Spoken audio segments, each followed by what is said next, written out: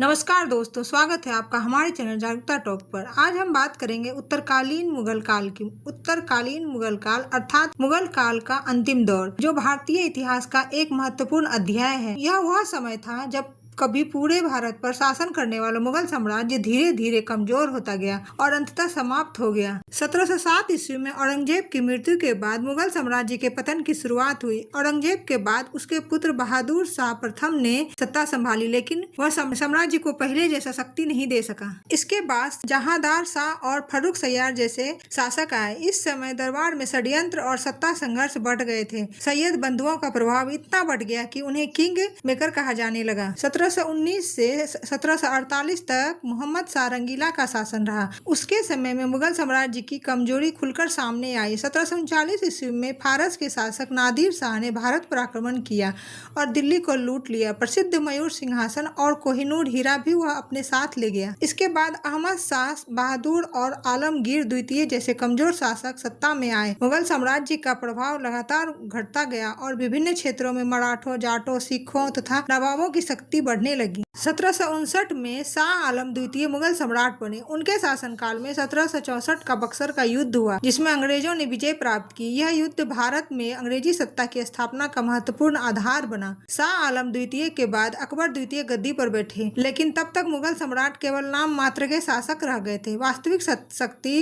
अंग्रेजों के हाथ में चली गई थी। अंतिम मुगल सम्राट बहादुर शाह जफर थे। 1857 के प्रथम स्वतंत्रता संग्राम में उन्हें विद्रोह का प्रतीक बनाया गया। विद्रोह असफल होने के बाद अंग्रेजों ने उन्हें गिरफ्तार कर लिया और रंगून भेज दिया। 1857 में बहादुर शाह जफर के पदच्युत होने के साथ ही मुगल साम्राज्य का अंत हो गया और भारत में ब्रिटिश शासन पूरी तरह स्थापित हो गया। तो दोस्तों, आज हमने इस छोटी सी वीडियो के माध्यम से उत्तरकालीन मुगल काल को जाना और यह भी समझा कि आंतरिक कलह, कमजोर नेतृत्व और बाहरी आक्रमण किसी भी शक्तिशाली साम्राज्य को कमजोर बना सकती है। इसी तरह के छोटी छोटी वीडियो के माध्यम से इतिहास को पढ़ने और समझने के लिए हमारे चैनल को सब्सक्राइब करें और लाइक जरूर करें।